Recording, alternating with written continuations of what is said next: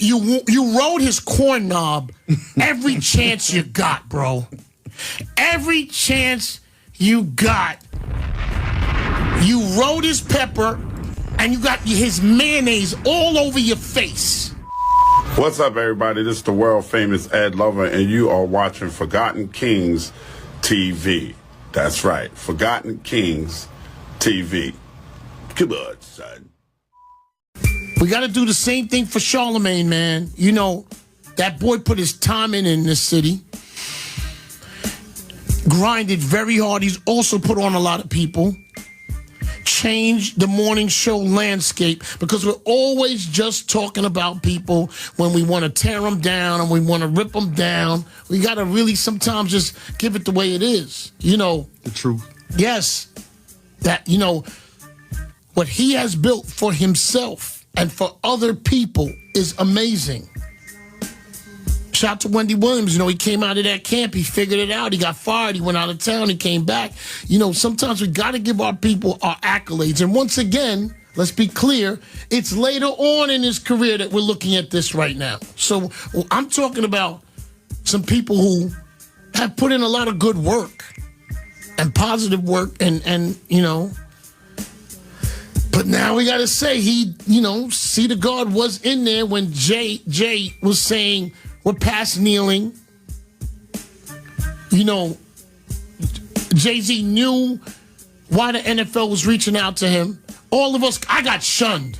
I was called every name in the book for talking about Jay-Z with that particular situation. Yep. My bosses at the time and different people, hey, Jay called over and said, just give him a chance. I think he said 6 months. I always knew in 6 months that you can't, that's not going to resonate the same way if it's a mistake. And whatever it was, you know, Jay-Z, like I said, 9 out of the 10 things I love about you, bro. The Colin Kaepernick thing was a real slice below the belt. And that wasn't for your people. And you try to make people believe it was for your people. And that's why you're getting the target flack, Jay.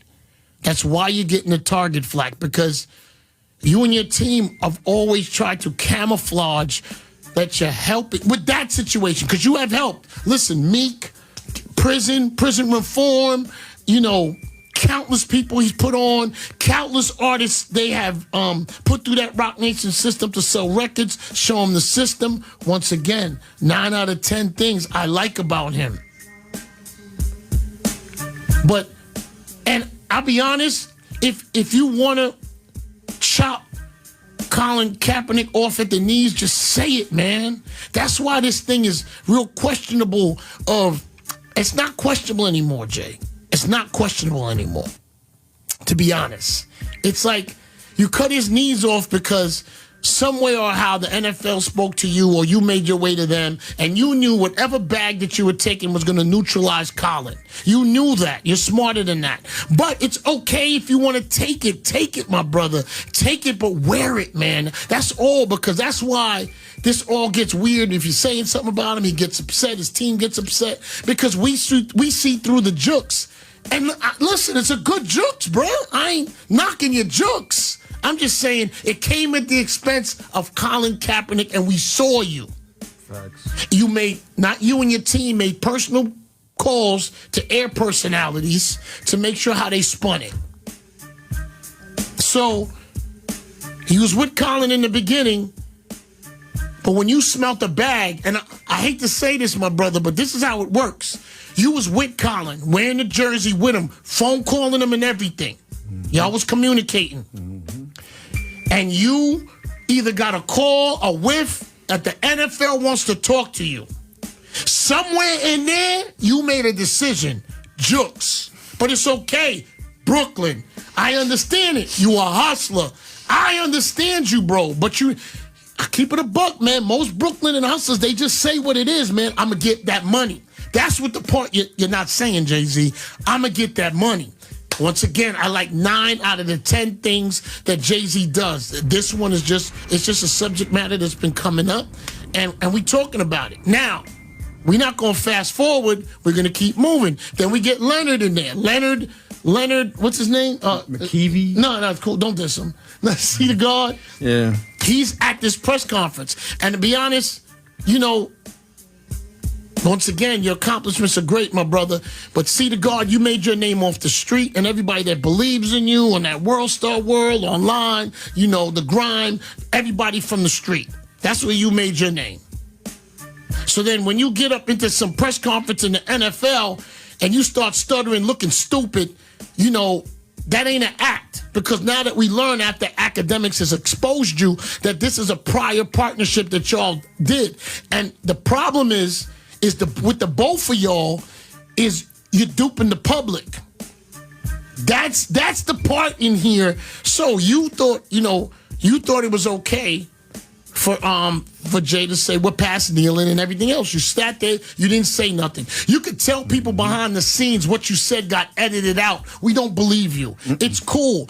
And to be honest, his name's Charlemagne, I'm gonna tell you why you did that. And I'm gonna turn the music down. I'm gonna tell you why a lot of people don't understand why you did that. I'm gonna tell you why. You stood outside of New York, in North Carolina your whole life. I think you did a little time in Philly. And you looked down at this city and you were amazed by it. You want to come here. And you wanted to skip the line. And you thought, let me get next to Jay-Z. I mean, you rode his corn knob every chance you got, bro. Every chance you got.